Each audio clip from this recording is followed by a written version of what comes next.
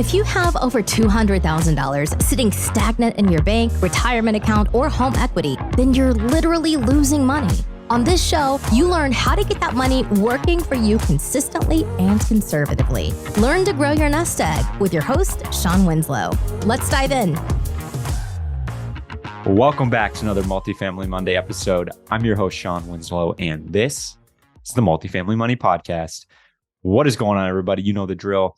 Coming at you with all things multifamily real estate investing on this fine Monday. It's been a little while since I've been on here. Took a little hiatus, mostly just to kind of recalibrate the show and get some high quality guests, high quality topics on here. And that's what I've got lined up for you. I wanted to not just bring on a voice just to have someone on and check off that box for the week.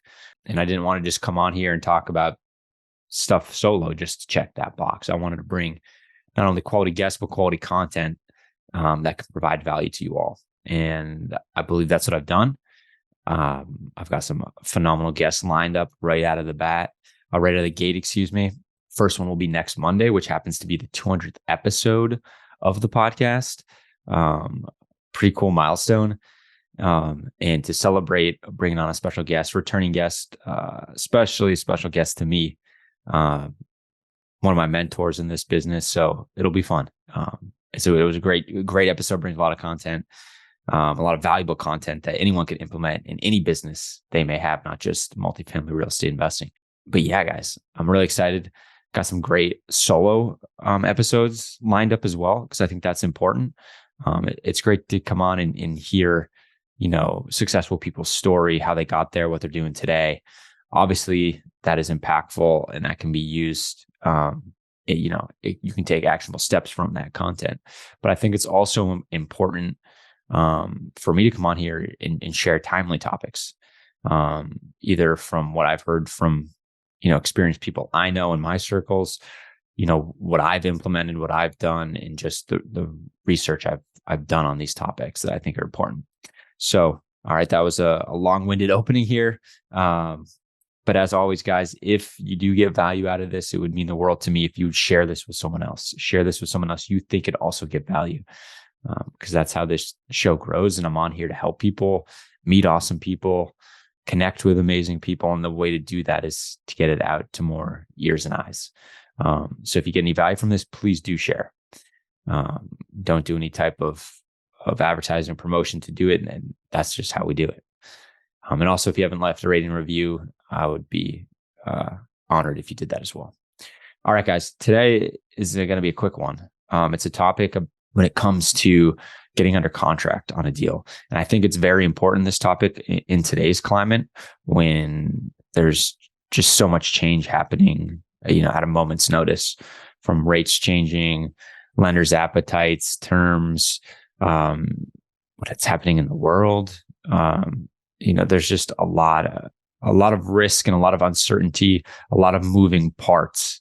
When things are going good, anyone can look like a rock star, right? Everyone wants to do business. There's plenty of capital, both from an equity and a debt standpoint. And everyone's just in a better mood and things tend to go the right way, And on the flip side, when things are not so great, people have, there's trepidation, right? There's uncertainty. They really want to make sure they have all the I's dotted and the T and their T's crossed, right? And that appetite is not what it once was. And so I think this topic I'm about to talk about is very important in this market. And so there's a strategy used when we're writing a purchase and sale agreement. And what that strategy is, and it's not to be tricky or shady, it's to incentivize the other party to do what you need them to do to be able to transact effectively and efficiently on a timely manner, which is what everyone wants. And so what we do is we implement when our due diligence period starts. Now, most contracts would say, you sign that purchase and sale agreement. That's the clock when the due diligence period starts. And maybe you got a 15, 20, 30 day due diligence period, whatever it happens to be. That clock starts when you sign that PSA. Well, what we do is our clock doesn't start, and it's written, and I'm paraphrasing here. This is not the exact verbiage. Actually, time out, guys. I can actually pull up the exact verbiage. So I don't have the exact verbiage in front of me. But essentially what it means, or what it does, is it says that the due diligence period, the clock does not start until all due diligence material and criteria is met and agreed upon and signed off by the buyer. Actually, guys, I do have a contract here, so I will read what it essentially says. And this is, I'm paraphrasing out of the contract, so it's not in full. Don't just use this verbatim and think you're covered. But specific to this, it says seller shall supply purchaser with access to tenant files and documents listed on Exhibit B, attached hereto within 3 business days from the effective date, which is the seller's due diligence materials. If seller fails to deliver all seller's due diligence materials within such 3 business day period, the due diligence period shall be extended 1 additional day for each day such failure continues until the seller's due diligence materials are delivered. So essentially, you list out in your exhibit everything that you want the seller to provide. Obviously, in some circumstances, they won't have all those materials, and you'd have to sign off on that. But you don't have to sign off until you believe everything that they can provide you has been delivered to you. And now a way to combat this, to get more material up front, because some people might just say, well, get the appropriate material up front. It really depends the transaction you're dealing with, right? If you're dealing with a broker, yes, it's really easy to get a lot of this information.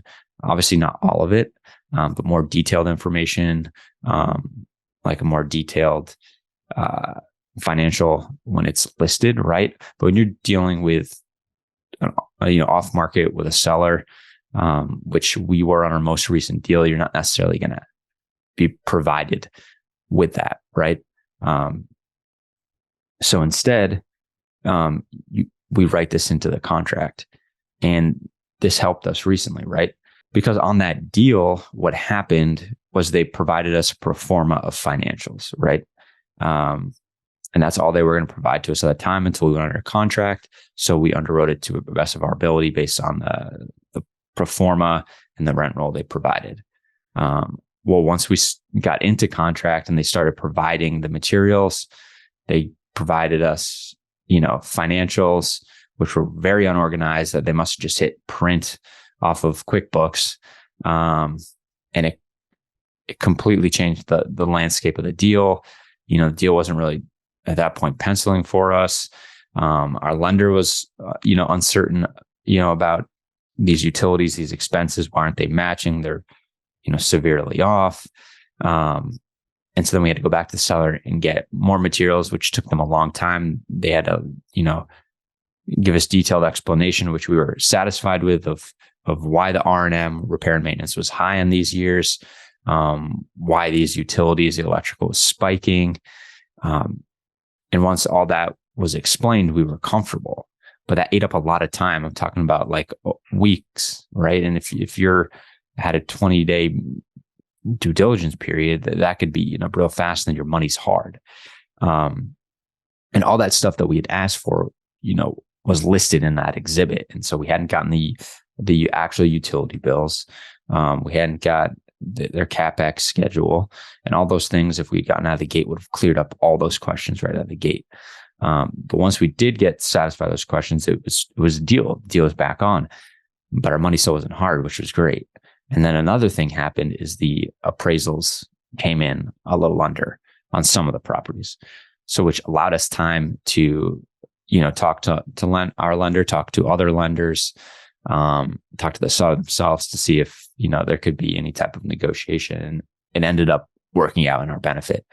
But I wanted to share this with you because if we didn't have that clause, and this is all while interest rates are going through the roof, as we all know. So in a market like today, it's even more important to have this clause in there.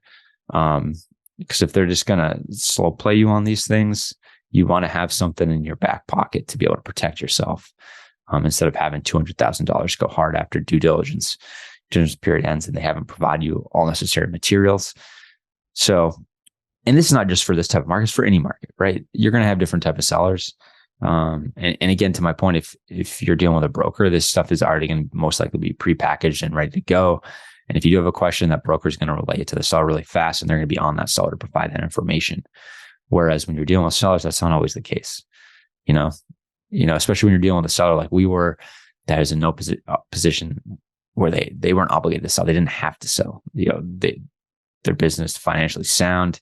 They were just looking to exit some properties, take some chips off the table to put into a development they were going to pursue in a different market. They didn't have to do that, but they'd have preferred to do it that way. So when you're dealing with that type of seller, they're, especially when they're one of the bigger players in the market, they're going to do what they want to do. And that's not always to your benefit. So I think it's important to protect yourself. And that's a clause we put into all of our purchase and sales agreements. We're going to do our job best of our ability based on what you provide. If you're not going to provide sound materials, well, our due diligence clock's not going to start until you provide what we need. And if you're not going to provide what we need, then maybe we have to walk away. And that's part of the deal, right? Sometimes the best deals you do are the ones you don't. And you got to make those tough decisions. And this allows you to be able to make that decision, gives you more time to make that sound decision versus having to just make it because you haven't been provided all the materials. To me, that's a tougher pill to swallow. Is I got to walk away, and so I don't lose this earnest money just because I haven't been provided all the materials.